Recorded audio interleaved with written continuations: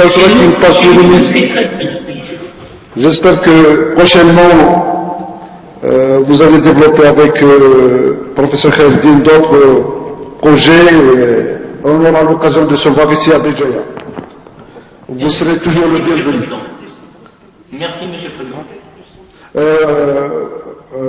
Je ne peux pas terminer sans, encore une fois, m'excuser pour la qualité du son. On n'a pas eu vraiment une très très bonne qualité du son, mais on a quand même écouté vos questions. J'espère qu'on a répondu, la doctorante a bien répondu à vos questions.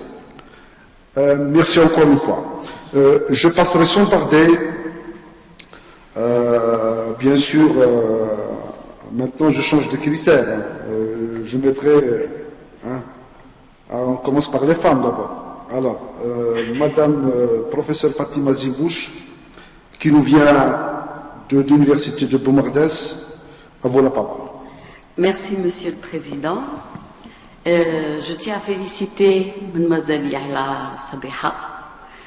Je vous dis franchement, j'étais impressionnée d'abord par le volume important de votre travail, beaucoup de résultats, une bonne bibliographie, mais votre exposé aussi était très clair, cohérent et bien concis, parce qu'au regard des résultats, il fallait vraiment à chaque fois bien présenter et penser à tout ce qu'il faut pour pouvoir tout résumer. Bon, donc je suis dans la partie très forte de votre résultat, quoique je vous rassure pour le reste. Et je remarque que le sujet est très important, un domaine d'actualité, surtout que vous avez pris pour l'hydroxyapatite, vous avez fabriqué un composite et vous avez travaillé aux interfaces organiques et inorganiques. Et vous avez touché un domaine de biocompatibilité que moi je ne connais pas trop. Vous avez fait des greffages et ça m'intéresse aussi. Donc, si on va passer à votre thèse, je vais commencer par poser quelques questions en regardant. Donc, je vais commencer par la page 51. Alors, je prends cette page. Voilà. Oui. Alors, la page 51, vous avez synthétisé votre poudre, vous l'avez donc calcinée, broyée, et vous avez fait une recherche granulométrique, c'est ça? Et vous avez choisi le domaine 50 et 100. Pourquoi? Est-ce que spécifiquement, est-ce que vous l'avez trouvé dans des références ou est-ce que vous avez déjà fait une optimisation et vous avez choisi ce domaine-là? D'accord. Alors,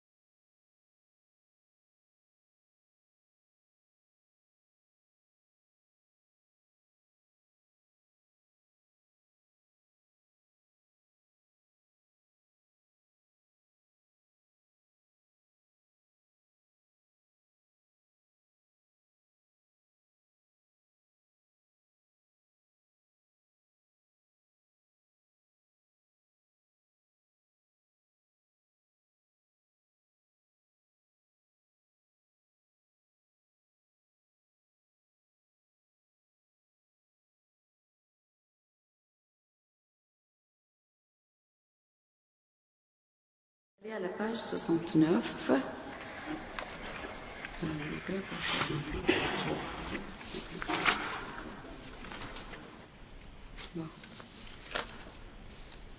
Alors, à la page 69, vous avez montré... alors, c'était sur quoi? Non, je suis là. Pardon. Ici, je suis à la page. Vous l'avez même montré dans votre exposé. Vous avez montré un spectre infrarouge, le même spectre. Donc ici, il est entre 400 et 2000.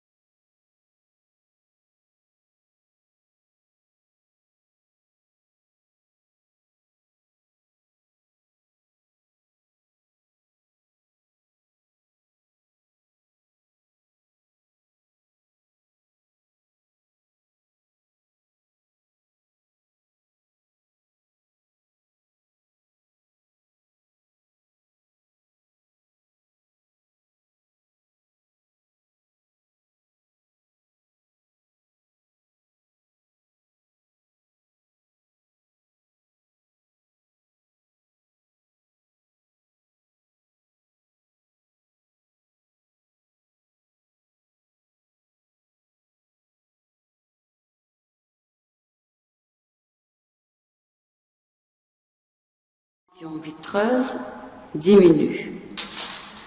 Or, si on fait un tableau des températures en regardant les pourcentages massiques, bon, parce que quand on regarde 1,3, 3,5, 1,1, etc., on ne se rend pas compte du pourcentage, mais quand on fait le pourcentage, les températures ne diminuent pas comme vous le dites.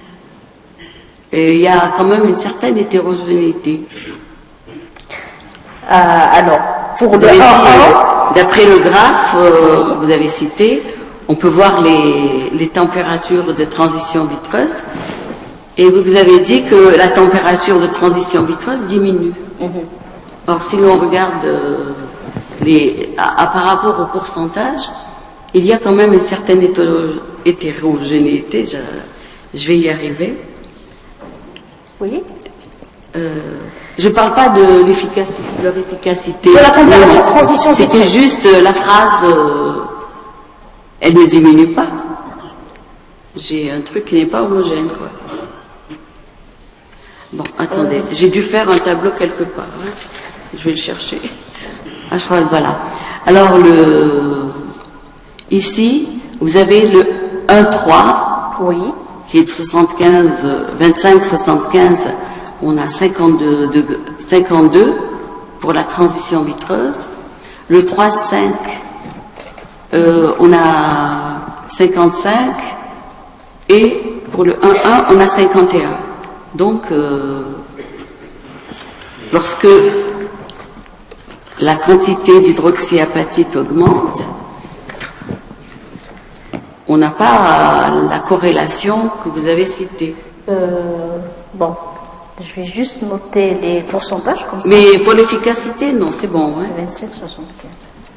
Alors, si on regarde donc les compositions, donc la composition qui possède un pourcentage élevé en hydroxyapatite, alors c'est bien la composition N3, c'est ça? Parce que lorsqu'on suit le texte, Ah oui. vous l'avez énoncé, après vous avez donné des détails, vous avez donné les températures et puis on les retrouve sur le graphe. On a 52 pour 1,1, 55 pour 3,5 et 51 pour 1,1. Donc c'est juste cette phrase qu'on peut laisser tomber, quoi. Sinon pour le reste c'est bon. Ok. D'accord. Voilà, il n'y a pas de... Bon, alors je vais passer à la 109. 94, je la laisse. Oui. Je vais à la 104. Oui.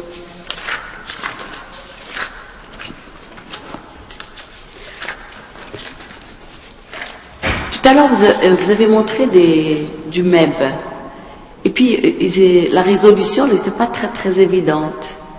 Est-ce que parce que vous avez un fort taux de phase amorphe dû au polymère, ou alors, parce qu'on ne voit pas très, très bien la cristallinité pour voir les joints de grains et tout. Est-ce que c'est la résolution seulement? Parce que la DRX, elle donne...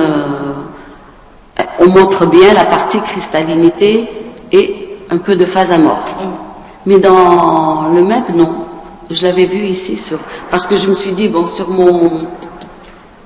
le papier, on voit pas bien, mais là aussi, on voyait que c'est comme si la phase amorphe enveloppait la phase cristalline et on voyait pas très bien. Alors, je voulais juste savoir c'est-à-dire si je ne me suis pas trompée, quoi.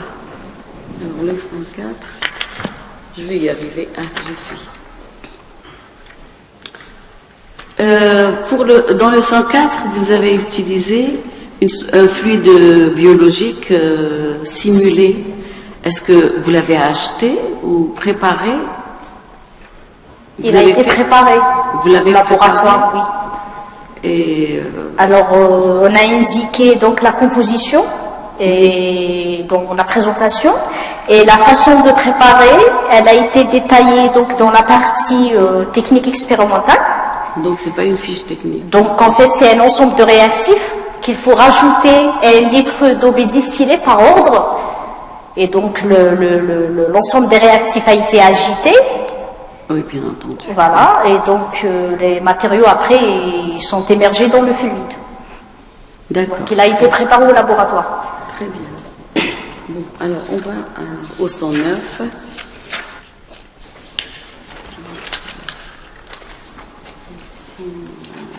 Alors 109.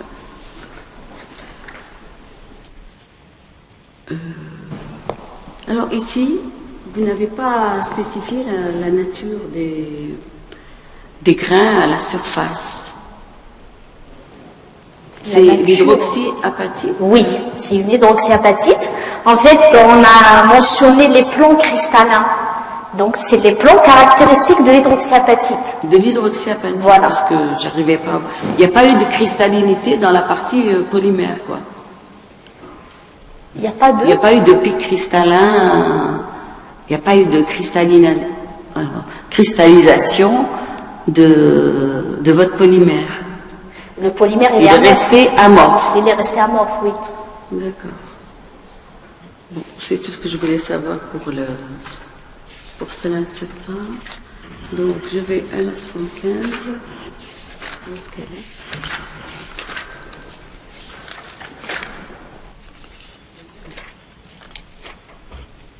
Ah oui, oui. Ici, voilà, ça c'est pour les références bibliographiques. J'ai une remarque dans dans la forme, quoi. Pour les références bibliographiques, il faut donner une certaine homogénéité. Il y a donc, dans toutes les références, elles ne sont pas présentées de la même manière. Donc, il faut tenir compte de la manière de présenter. Ok.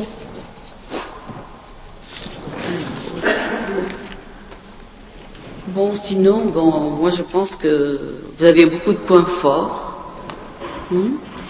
Et j'ai été ravie d'avoir assisté à votre thèse et d'avoir lu vos travaux. Je vous félicite encore et je vais passer la parole à mes autres collègues. Merci, Monsieur le Président, et je vous remercie encore une fois. Merci.